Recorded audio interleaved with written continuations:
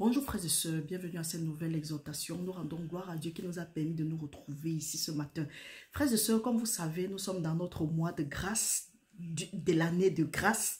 Nous le remercions infiniment. Aujourd'hui, nous sommes le 1er août 2024 et c'est aujourd'hui que débutent nos 21 jours de jeûne et de prière avec pour thème « Seigneur, ouvre mes yeux spirituels ». La parole de Dieu nous dit dans Matthieu 7,7 « Demandez et cela vous sera donné, cherchez et vous allez trouver, frappez et on va vous ouvrir ».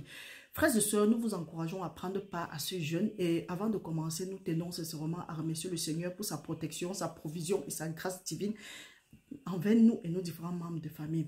Nous vous encourageons, frères et sœurs, à continuer à appuyer le bouton j'aime, à partager les vidéos et nous tenons à souhaiter la bienvenue à tous ceux qui viennent nouvellement de s'abonner sur la chaîne.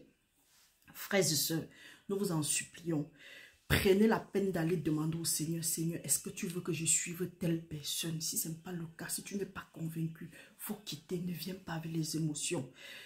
Ok, pendant ces 21 jours de jeûne et de prière, nous allons entrer en profondeur dans les Écritures. Frères et sœurs, notre thème, comme vous savez, c'est Seigneur, ouvre mes yeux spirituels. Pourquoi? Parce qu'il y a des situations que nous aurions pu éviter si nos yeux spirituels étaient ouverts ou bien si nous avions pu discerner ce que le Seigneur nous disait.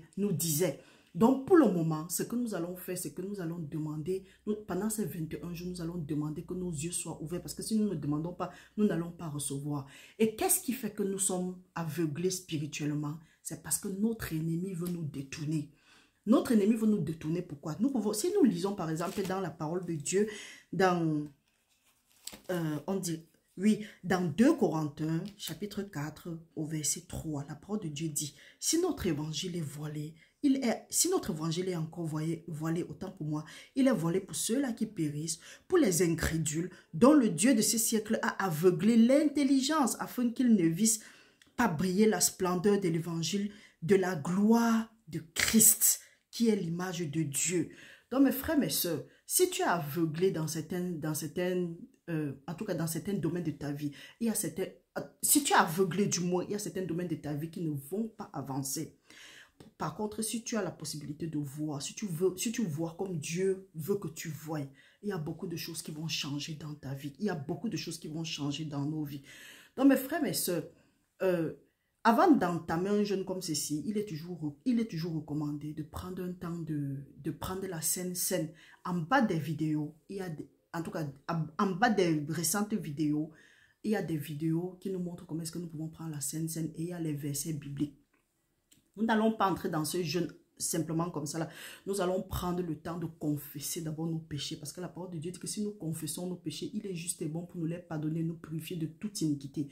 Frères et sœurs, s'il y a aveuglement spirituel dans ta vie, il y a certaines choses que Dieu t'a montré peut-être dans les rêves ou bien dans des visions. Il t'a montré, il t'a même parlé, mais tu n'as pas vu. Et vu que nous n'avons pas discerné, nous avons été... En tout cas, nous avons subi des dégâts. C'est pourquoi la parole de Dieu nous dit que mon peuple est détruit parce qu'il lui manque de la connaissance. Comment tu vas avoir cette connaissance-là si tu n'as pas vu? Et on ne dit pas voir avec les yeux physiques. Parce que Paul nous a dit, on ne doit pas fixer nos yeux sur ce qui est physique, sur ce qui est visible, parce que celui-là est temporaire. Nous devons plutôt rester sur ce qui est invisible. Donc, c'est ça qui est spirituel. Donc, mes frères, mes soeurs, comment est-ce que nous devons voir dans le spirituel? C'est ce que nous allons demander à Dieu. Mais avant ça, nous devons nous confesser. Parce que si nous sommes aveuglés aujourd'hui, c'est qu'il y a eu des choses qui se sont passées dans nos vies. Nous allons prendre l'exemple de Daniel. Nous allons lire le livre de Daniel 9. Nous allons lire ça en entier pendant, en tout cas, les 3 premiers jours. Nous allons prier que le Seigneur nous aide, que nous nous retrouvons et que nous puissions discuter ensemble. Parce que comme vous savez, le quotidien nous appelle. C'est pourquoi nous n'avons pas pu faire des vidéos entre-temps.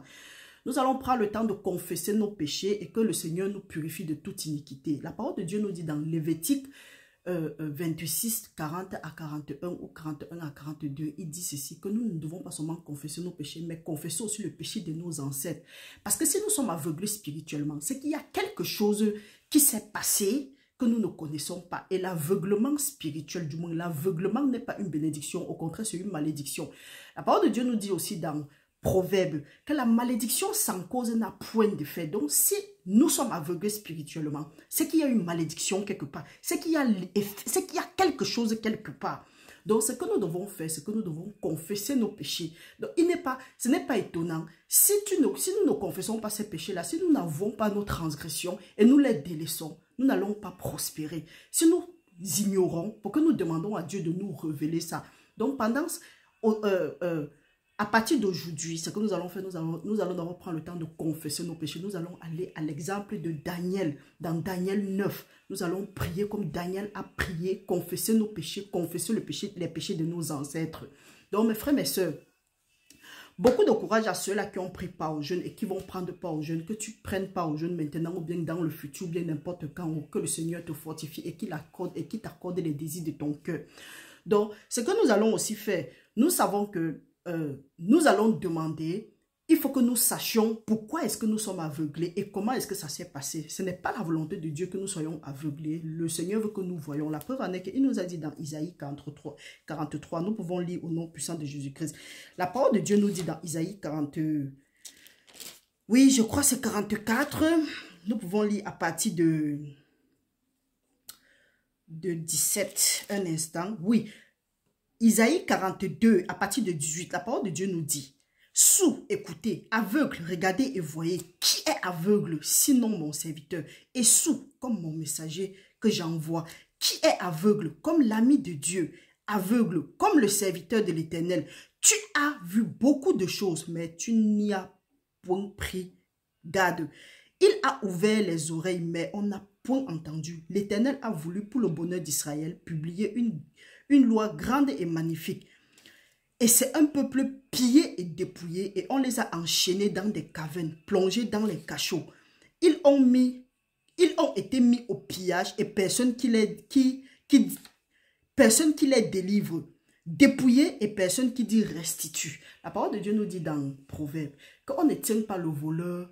On ne tient pas celui-là qui vole pour son ventre pour innocent. Mais que quand le voleur est arrêté, il doit remettre la chose volée au septuple et tout ce qui se trouve dans sa maison. Donc mes frères, mes soeurs, pendant ce moment, pendant ces 21 jours, vous voyez la parole de Dieu dit cela, qu'il n'y a personne qui dit restitue. Donc il est temps de nous lever et de dire à cet esprit d'aveuglement, parce que nous l'avons discerné, de nous restituer tout ce que nous avons, tout ce qui nous a volé et tout ce qui se trouve dans sa maison. Parce que si nous ne demandons pas la restitution, il y a certains dégâts que nous n'allons jamais, il y a certaines choses dans nos vies que nous n'allons jamais être à mesure d'accomplir parce que cet esprit d'aveuglement nous a aveuglés. Et quand il y a esprit d'aveuglement, ça fait que nous paniquons face à certaines situations et nous pouvons même perdre la vie. Et qui nous a aveuglés? C'est l'ennemi, c'est le Dieu de ce siècle. Nous allons prendre l'exemple de Samson. Samson a été aveuglé par qui? Par ses ennemis. La première chose que ses ennemis ont fait quand ils l'ont dépouillé de son pouvoir, comme la parole de Dieu ici a dit que nous sommes un peu plus dépouillés, c'est qu'ils ont aveuglé Samson. Parce que là, quand Samson était aveuglé, il devait tâtonner, il ne devait plus voir son chemin. Donc, il y a certaines choses que tu dis que oui, tu essayes. Nous avons l'habitude de dire ici qu'avec Dieu, on n'essaye pas, avec Dieu, on fait. Tu fais quand tu as vu, quand la vision est là, quand Dieu t'a montré et tu as vu. Mais quand tu n'as pas vu, tu essayes. Oh, avec Dieu, on n'essaye pas. Avec Dieu, on fait. C'est pour éliminer ces essayons-là que nous sommes ici pour dire que Seigneur, ouvre nos yeux spirituels. La différence maintenant entre Samson et le serviteur d'Élisée, c'est que quand le serviteur d'Élisée a constaté que les ennemis les attaquaient, en tout cas, on est en train d'aller vite en besogne. Nous allons quand même aller très court. Quand le serviteur d'Élisée a constaté qu'on les attaquait, Élisée était très calme. Pourquoi? Parce que Élisée n'était pas aveuglé spirituellement. Par contre, son serviteur était aveuglé spirituellement. Il a fallu qu'il dise, en tout cas, il a commencé à paniquer. Il a fallu que Élisée prie pour lui. Aujourd'hui, nous n'avons pas besoin que quelqu'un prie pour nous. Nous avons le Saint-Esprit qui est notre ami et il est toujours avec nous. Donc, qu'est-ce que nous devrons faire? Nous devrons dire, Saint-Esprit de Dieu, ouvre mes yeux. Ou bien tu demandes, Seigneur, ouvre mes yeux par ton Saint-Esprit. Parce que la parole de Dieu nous dit, ce n'est ni par la force, ni par la puissance, mais c'est par l'Esprit de Dieu. Donc, mes frères, mes sœurs, prenons la peine de nous rapprocher du Saint-Esprit, comme le serviteur d'Élisée était proche d'Élisée. Que cet esprit d'aveuglement, que le Saint-Esprit ouvre que le Saint-Esprit de Dieu nous débarrasse de cet esprit d'aveuglement, parce qu'il est écrit dans Isaïe 59, que quand l'ennemi viendra comme un fleuve, l'Esprit de l'Éternel le mettra en fuite. Pour cela, nous devons rester accrochés à Dieu si nous voulons avoir le succès dans ce que nous allons faire. Donc, quand Élisée a demandé à Dieu d'ouvrir les yeux de de son serviteur. Quand son serviteur a vu que ceux qui étaient avec eux étaient plus nombreux que ceux qui étaient contre eux, il est resté tranquille. Par contre, quand nous regardons dans Samson, quand nous regardons dans le livre de Juges, nous voyons que Samson, ses ennemis sont venus, quand ils l'ont dépouillé de son pouvoir, ils l'ont d'abord aveuglé.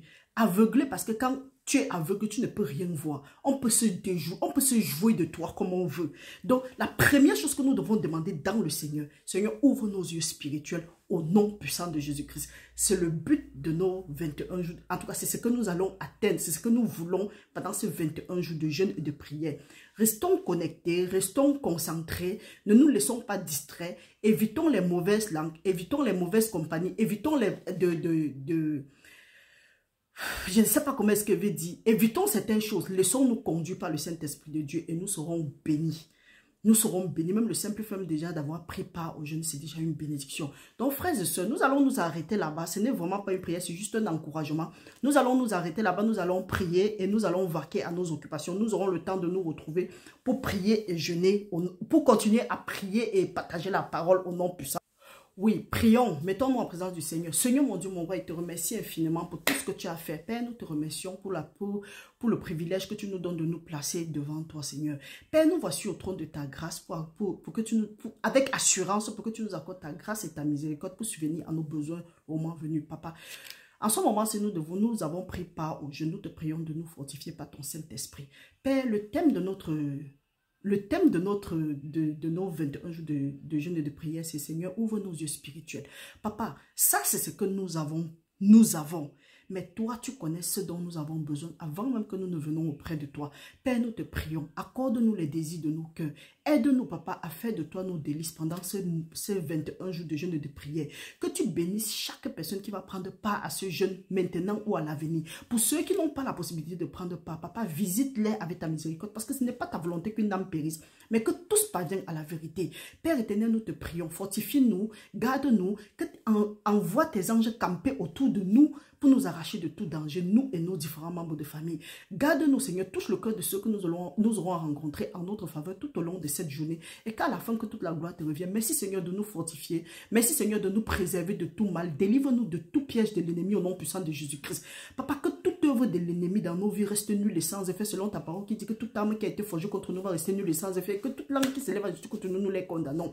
Papa, que toute langue qui va se lever contre nous, Père éternel, nous demandons que cette langue-là tombe et n'ait jamais d'effet dans nos vies à partir de maintenant au nom puissant de Jésus-Christ. Merci, Papa, de fortifier nos frères et sœurs. Merci, Seigneur, pour tes bienfaits. Merci, Papa. Nous te remercions. Prends contrôle dans nos vies. Père éternel, merci parce que ta parole dit qu'ils vont nous faire la guerre, mais ils ne vont pas nous vaincre parce que tu es venu pour nous délivrer. Délivre-nous de toute iniquité, maintenant et pour l'éternité. Au nom puissant de Jésus, nous avons prié. Amen. Frères et sœurs, c'était la prière du matin. Pour ceux qui attendent qui ont attendu la prière ce matin, ça n'a pas eu lieu parce que nous devrons faire, en tout cas, restez bénis au nom puissant de Jésus-Christ. Nous nous retrouvons tout à l'heure. Bonne journée à tout le monde, que le Seigneur continue à nous fortifier et que son ange campe autour de nous pour nous arracher de tout danger. Au nom puissant de Jésus, nous avons prié. Amen. Beaucoup de courage à tout le monde.